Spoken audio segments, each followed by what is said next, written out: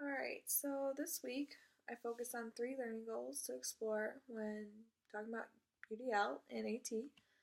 The first learning goal was how can assistive technology be implemented in the classroom?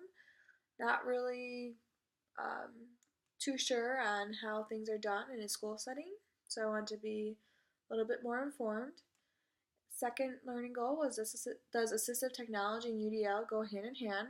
Pretty basic question, but want to be cleared up on that. And my third one is what happens when assistive technology is not available.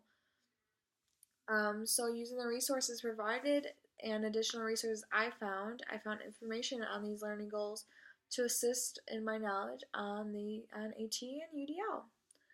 So I'm going to begin on discussing key information I found on implementing AT into the classroom.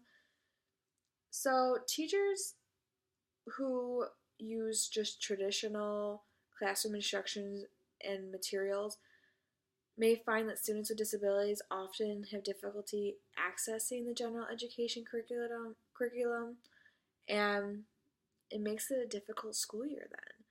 These kids aren't going to be successful in their class. And so for these teachers, the answer is to overcome this challenge is AT. Using AT can help the student communicate, perform academic tasks, participate, move or travel around the school, and even use proper seating and positioning in their classroom. Simple things, but things that make a big difference in a school year.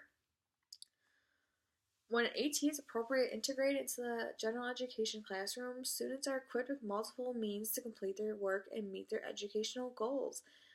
That sounds a lot like UDL to me. So AT can enhance a student's independence in a classroom, but it does not guarantee a student's success. Teachers do have to, do their part to maximize the student's success with AT. I know teachers do a lot already, but sometimes they have to do a little bit more because in the long run, it'll just make their lives and the student's life a lot easier. So the first thing they could do is understand the student's need. Know the student's strengths and weaknesses. Attend meetings such as the IEP meeting. Participate in the training for the AT device, which is super important if you don't know how to manipulate them. Some can be very complicated. Understand how the AT supports the student's IEP goals and objectives. If you don't really understand it, you're not going to understand what the use of the AT device is for. Another thing they could do is encourage the use of the AT device. Students may be resistant to use it. They might not want to use it at all because it means that they're different than their peers and their friends.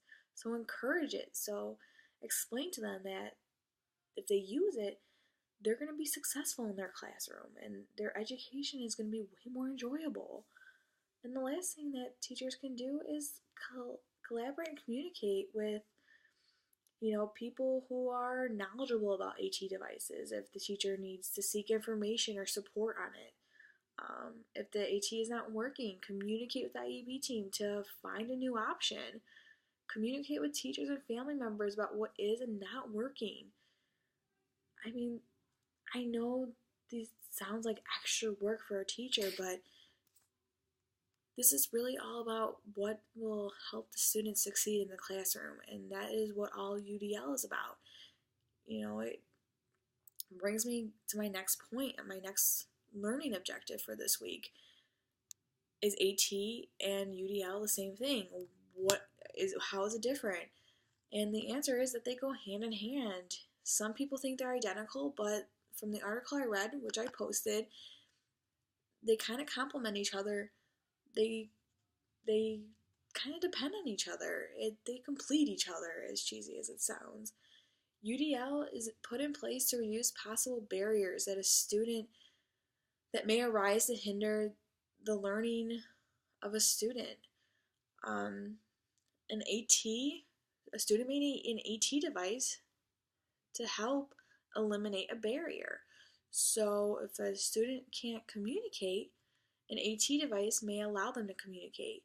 So to allow a student to have an AT device to allow them to communicate in a classroom so they can participate, is a form of UDL. So they just go together. I mean, I love it. I love the concepts. It just makes sense to me.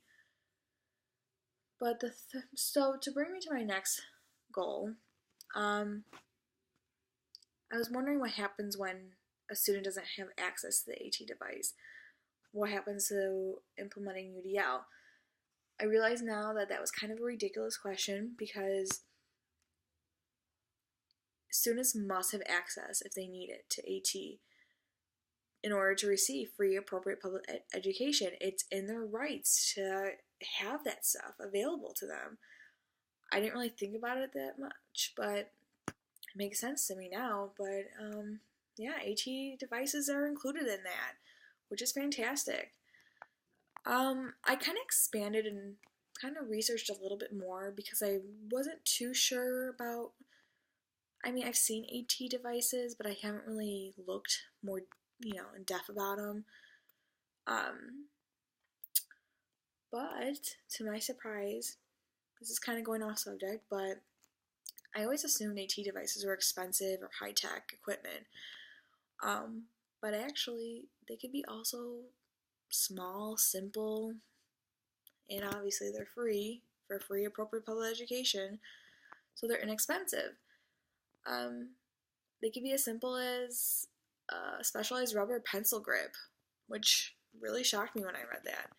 I always assumed it was these big things that were so expensive, and that's why it was so hard for a student to get access to it. But it could be as simple as that. I mean, information is so handy to have because I had no idea. But moving on, I also learned that whether a student is able to succeed using AT depends not only on the student having access to the device, but also having access to necessary supports or services. I didn't realize that this was also important to have. But I mean, now it makes sense. Having a device means nothing if you don't have insurance to back it up or support to find out how to use it. So assistive technology supports and services are specified in the federal definition as well.